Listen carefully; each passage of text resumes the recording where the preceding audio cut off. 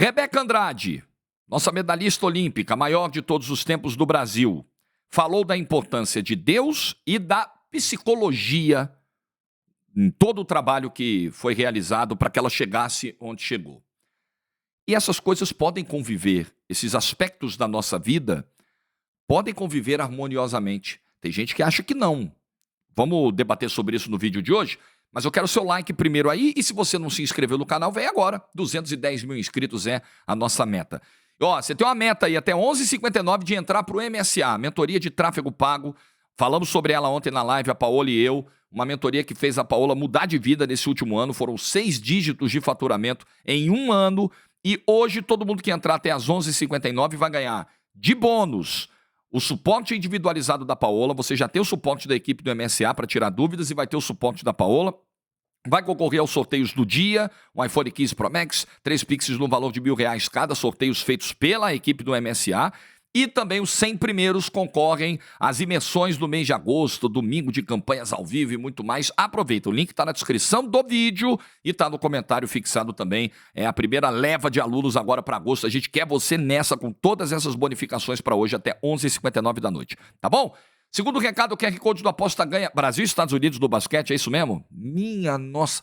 Brasil e Espanha, semifinal do futebol feminino. Olha essa terça, galera.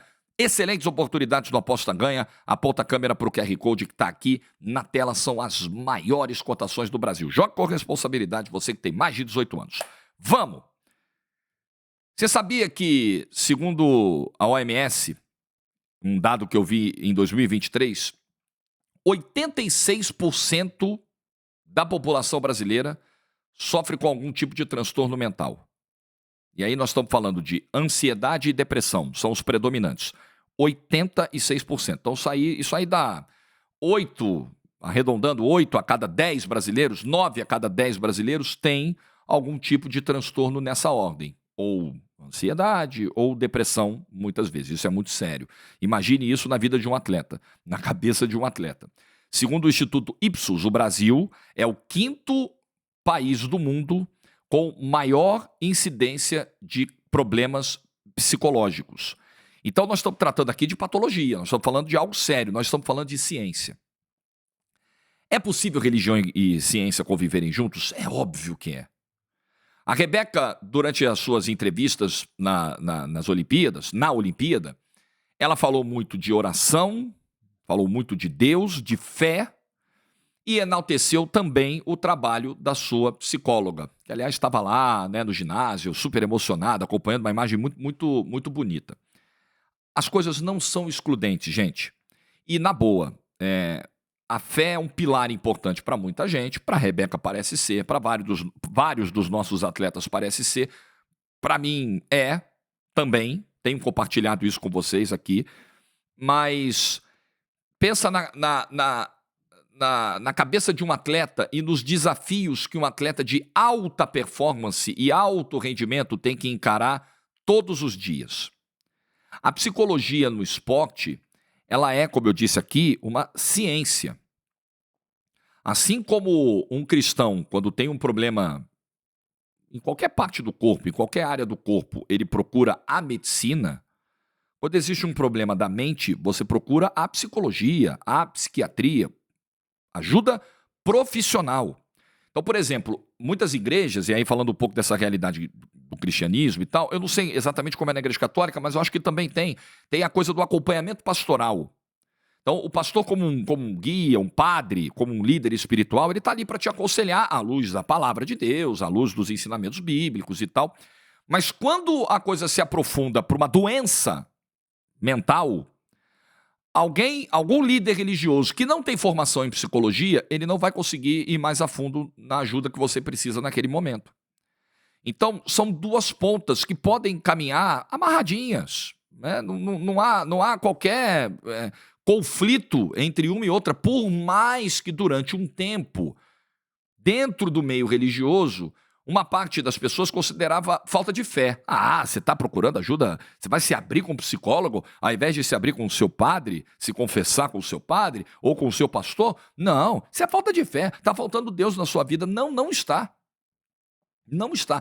E se a gente partir do princípio que a ciência é uma atividade que utiliza homens guiados por Deus, ok, a gente já encontra até embasamento bíblico para isso, até embasamento religioso para buscar a ciência. Mas as coisas não são excludentes, e eu acho que uma fala como a da Rebeca é muito importante para incentivar, principalmente os jovens, a buscarem ajuda profissional. Os jovens, os adolescentes, aqueles que entram no início da fase adulta, quando novos desafios se apresentam na frente deles, às vezes se acham autossuficientes para resolver os seus problemas, não resolvem, mergulham em depressão, em drogas, em dependências, em outras fugas. E isso é péssimo, e isso traz consequências muito nefastas para a sociedade. Então, assim como aquela fala do Hendrick, vi muita gente ontem recuperar aquela fala, pareceu ali como um desestímulo, um negócio que poderia ser negativo para muitos jovens, essa coisa de, meu psicólogo é Deus, meu psicólogo é a família, eu não preciso de mais nada. Eu acho que a fala da Rebeca ela tem o sentido contrário, e eu estou mais alinhado com o pensamento da Rebeca do que com o pensamento do Hendrick. As coisas não se excluem. Uma coisa é você ter uma religião, uma crença, outra coisa é você ter um psicólogo. Eu não sei, assim, qual é a necessidade, com todo respeito, do debate dessa fala, assim. O que tem de problemático nisso, né? O psicólogo, muitas vezes, no tratamento, ele vai te receitar algum tipo de medicamento, né?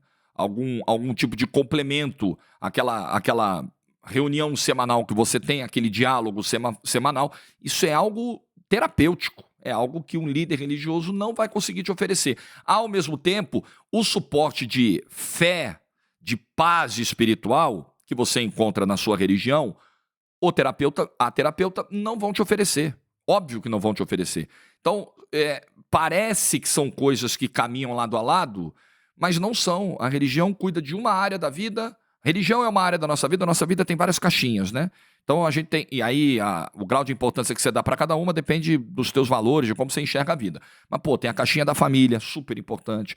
Da profissão, da carreira, super importante. Da religião, do cuidado com a mente, da saúde física. Imagina para um atleta.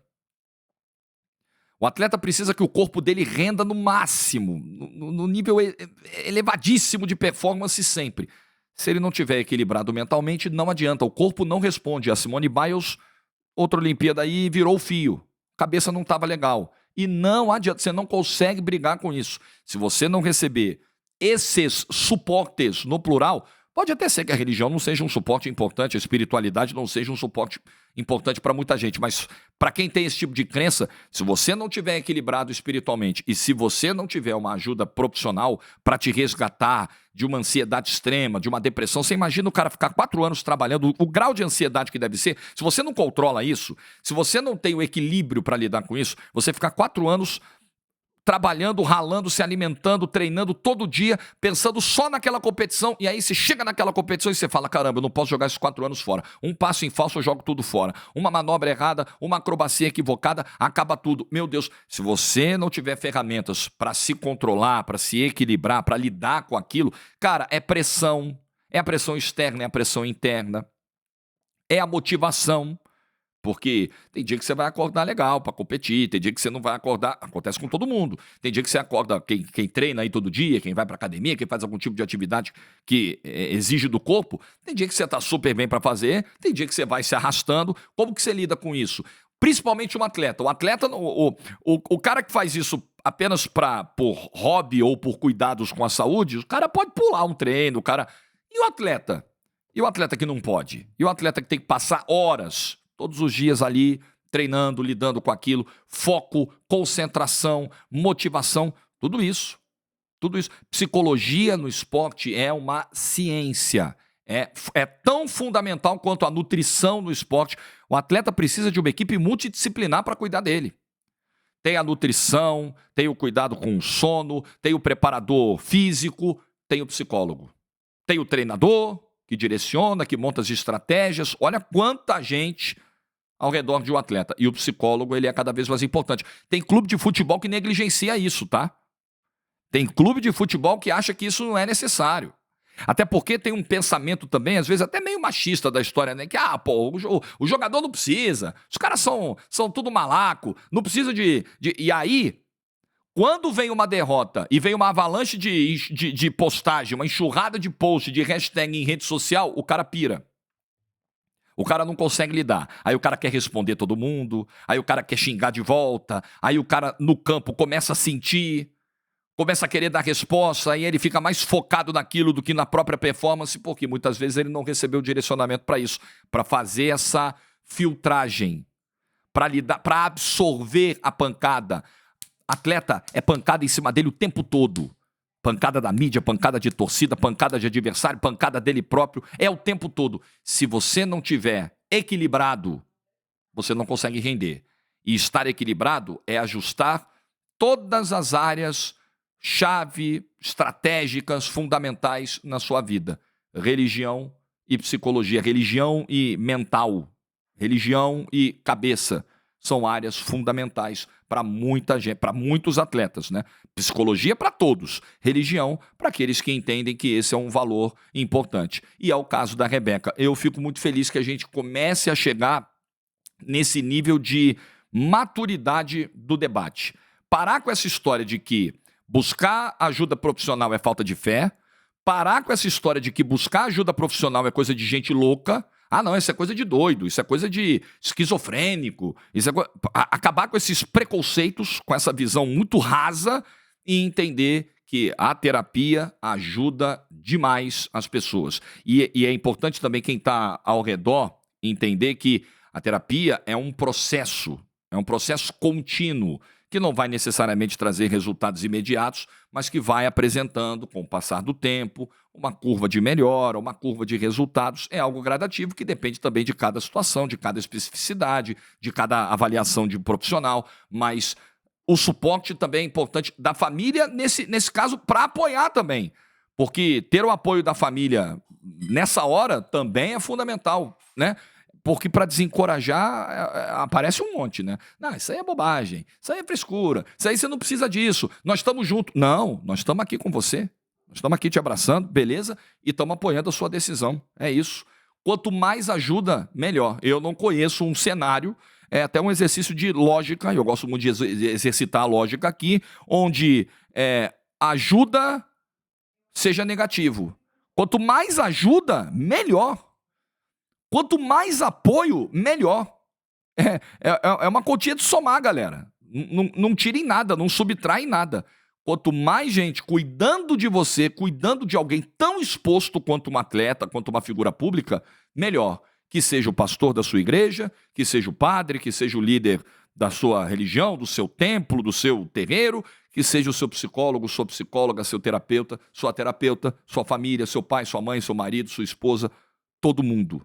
É importante ter isso em mente, porque cada vez mais a nossa cabeça é desafiada a lidar com as questões do dia a dia. O dia a dia é cada vez mais difícil, é cada vez mais duro, e quem tem a pretensão de encarar tudo sozinho, como super-homem de peito aberto, um dia conclui que é impossível. É humanamente impossível.